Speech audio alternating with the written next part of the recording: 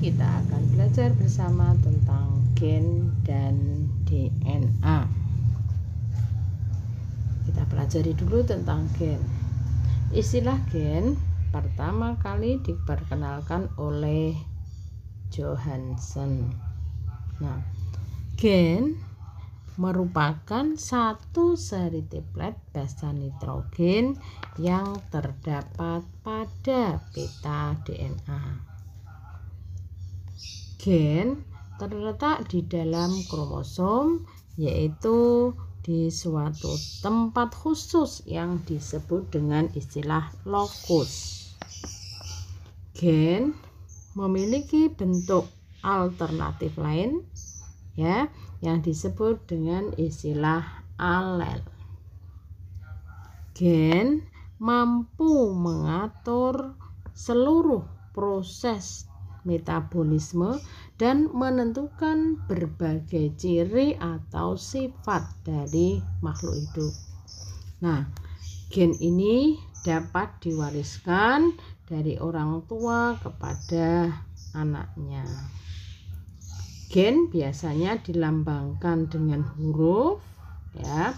Bila kapital berarti sifat gen itu dominan, sedangkan bila hurufnya kecil maka berarti sifatnya resesif.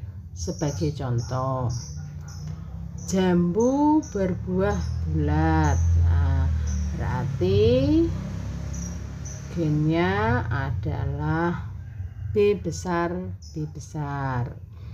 Ya, tadi B besar ini berarti bulat.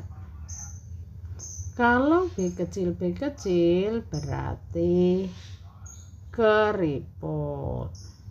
Nah, ini berarti yang B besar disebut bersifat dominan, sedangkan B kecil disebut dengan bersifat resesif.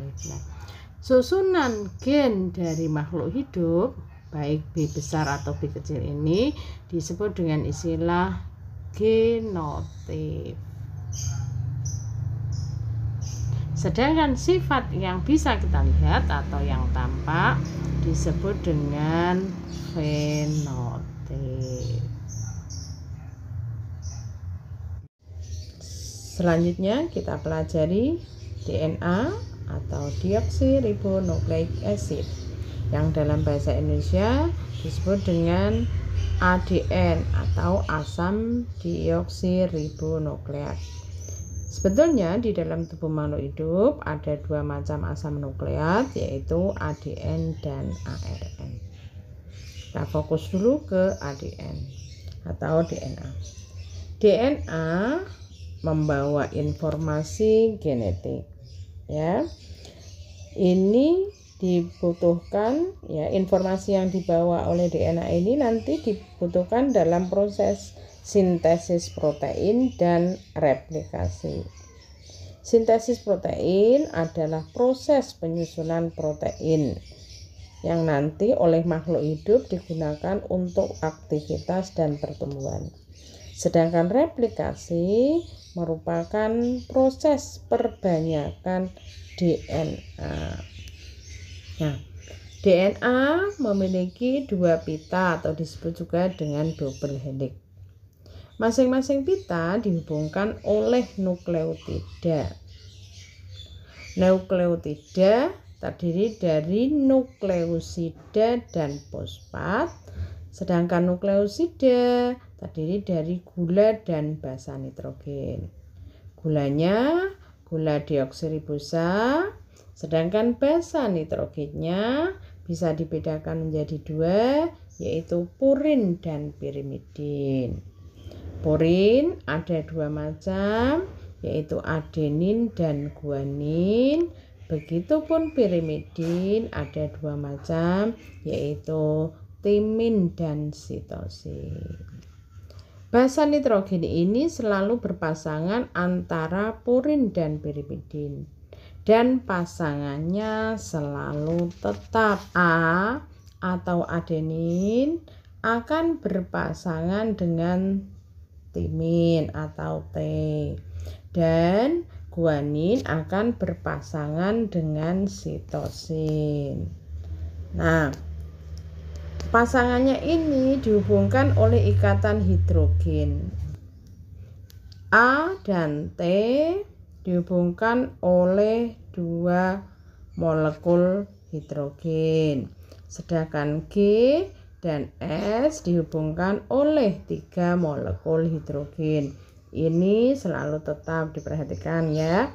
A berpasangan dengan T, G berpasangan dengan S. Untuk peristiwa replikasi DNA terjadinya di dalam inti sel dan terjadi sebelum sel membelah. Yang DNA, sekarang RNA. Disebut juga ribonucleic acid atau dalam bahasa Indonesia asam ribonukleat atau ARN. Pitanya tunggal. Sama dengan DNA, tersusun dari polinukleotida, di mana nukleotida tersusun dari nukleosida dan fosfat. Nukleosida tersusun dari gula dan basa nitrogen. Kalau di DNA gulanya deoksiribosa, maka di RNA gulanya ribosa. Basa nitrogennya sama, purin dan pirimidin. Purin terdiri dari adenin dan guanin, sedangkan pirimidin kalau di DNA tadi adalah timin dan sitosin, di RNA itu urasil dan sitosin. Pada DNA tadi A berpasangan dengan T, nah pada RNA A berpasangan dengan U, G berpasangan dengan S. Nah, RNA ada 3 macam. RNA R atau RNA ribosom, mRNA atau messenger RNA atau juga yang nyebut dengan RNA duta. Kemudian T RNA. RNA terdapatnya di sitoplasma, sedangkan mRNA ada di inti. Fungsinya membawa kode dari DNA ke ribosom. Sedangkan tRNA terdapat di sitoplasma.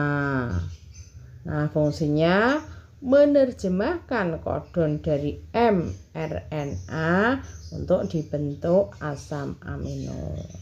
Secara detail nanti prosesnya pada sintesis protein.